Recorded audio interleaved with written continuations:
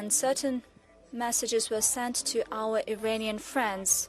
And overall, the interests of Iran in peaceful nuclear energy can be ensured. At the same time, we could lift concerns of Israel when it comes to its security. In my view, there are such options. Once again, we have outlined them to our partners, the US, Israel, and we reached out to Iran. We do not impose anything to anyone. We simply say how we see the way out of the situation. But certainly it's up to the political leadership of all these countries to decide, primarily Iran and Israel. As you know, Russia and I personally keep in touch with Prime Minister of Israel on this matter, as well as with President Trump. You should always see whether the goal is achieved or not when you start something. We see that as of today,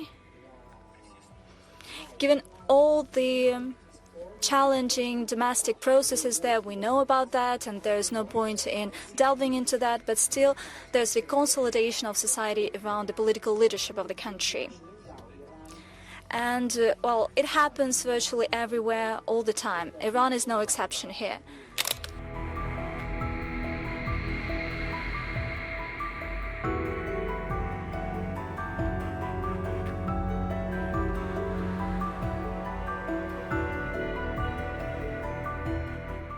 Mr. President, Europe, once again, Reuters news agency needs no further introduction. Representatives of Reuters participated virtually all meetings. Here with us is the Global Managing Director, Simon Robinson. Incidentally, he was born in Australia, but he worked all over the world, in the Middle East, in the US, in Africa. He is here with us for the first time. He has some questions to you. Mr. President, I'd like to ask a question, please, about Iran. Prime Minister Netanyahu in Israel has said that Israel's attack on Iran may lead to regime change. And Donald Trump, the President of the United States, has called for Iran's unconditional surrender. I wonder if you agree with the Prime Minister and the President.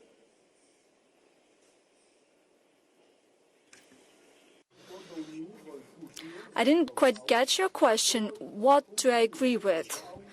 What do you want me to agree all that? They said one thing and the other thing. And then you said, do you agree? What do I agree with? With either of their statements, that it could lead to regime change and that Iran should prepare for unconditional surrender.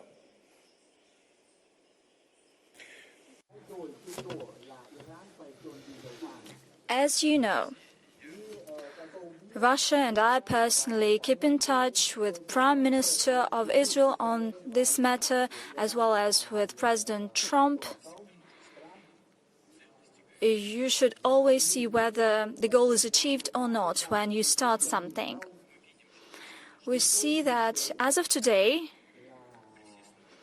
given all the challenging domestic processes there, we know about that, and there is no point in delving into that, but still there's a consolidation of society around the political leadership of the country. And, well, it happens virtually everywhere, all the time. Iran is no exception here. That's first thing. And the second thing, which is equally important, and everybody talks about that, I would just reiterate that, what we hear and see all around the place. These underground facilities,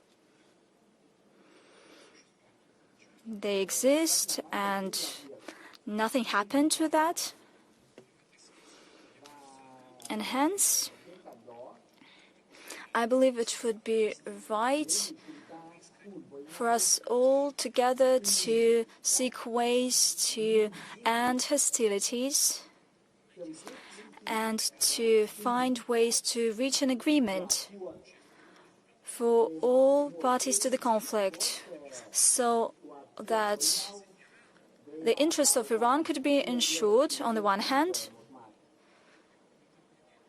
when it comes to its peaceful nuclear activities, naturally, peaceful nuclear activities.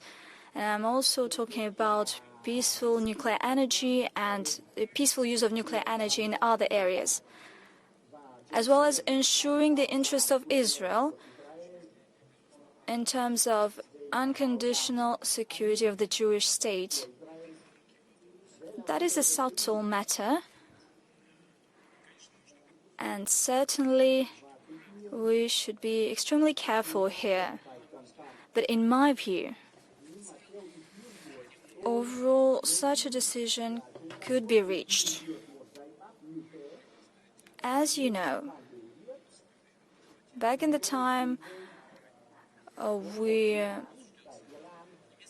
started implementing a project in Iran that was launched by German companies, and we built the Bushehr power plant.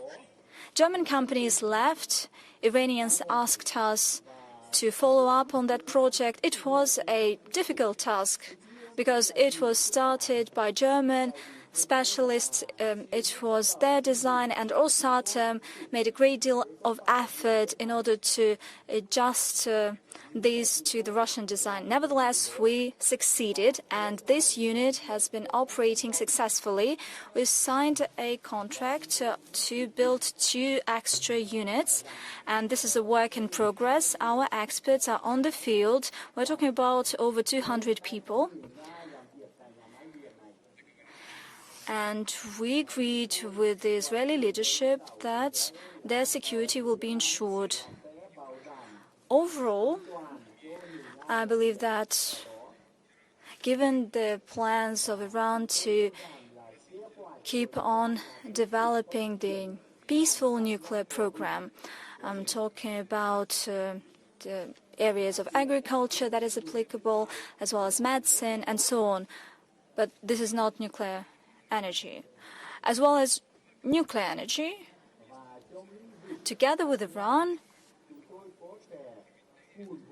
since we have this high level of trust between our countries, we have established very good relations, we could keep up with this effort and ensure their interests in this area. I would not delve into details, there are a lot of them. And all these details were discussed by us, both with the Israeli side, with the American side, and certain messages were sent to our Iranian friends. And overall, the interests of Iran in peaceful nuclear energy can be ensured. At the same time, we could lift concerns of Israel when it comes to its security. In my view, there are such options. Once again, we have outlined them to our partners, the US, Israel, and we reached out to Iran. We do not impose anything to anyone. We simply say how we see the way out of the situation. But certainly it's up to the political leadership of all these countries to decide, primarily Iran and Israel. Well, first and foremost, thank you, Mr. President. Thank you for the invitation and for the chance to be here. Good evening, Mr. President. The new Federal Chancellor, Friedrich Merz, has recently said that he could contemplate holding a telephone conversation with you. Do you think that would be useful? Would you like to have a contact with the new Federal Chancellor? Do you think Friedrich Merz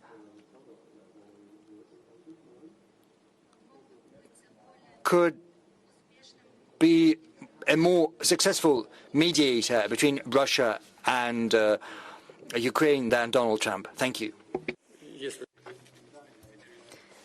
If Mr. Federal Chancellor wants to call me and have a conversation, I have repeatedly said that we never abandoned any contacts and we are always open for that.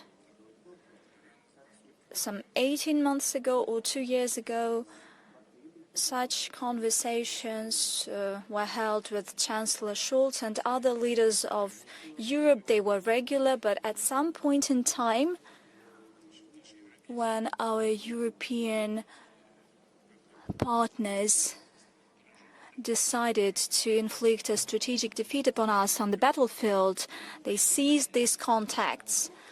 They were the ones to seize them. They should be the ones to resume them. We are open for that. I've already said that. As to whether Germany can make a greater contribution than the United States as a mediator in our negotiations with Ukraine, I doubt that. A mediator should be neutral. When we see German tanks, Leopards on the battlefield, and we see that the Federal Republic is thinking about supplying tourists to the Ukrainian territory, not only to use the equipment, but also that Bundeswehr officers would operate that. Then it begs the question, and everybody knows that should that happen, it would not affect the hostilities. This is ruled out. However, this will spoil our relations even further. That is why we consider Germany today, just like many other European countries, not as a neutral state, but as a party that supports Ukraine, and in certain cases as an accomplice to the hostilities. Nevertheless, if we're talking about a desire to talk on this matter, to present some ideas, let me once again reiterate, we're always open to do that. Thank you.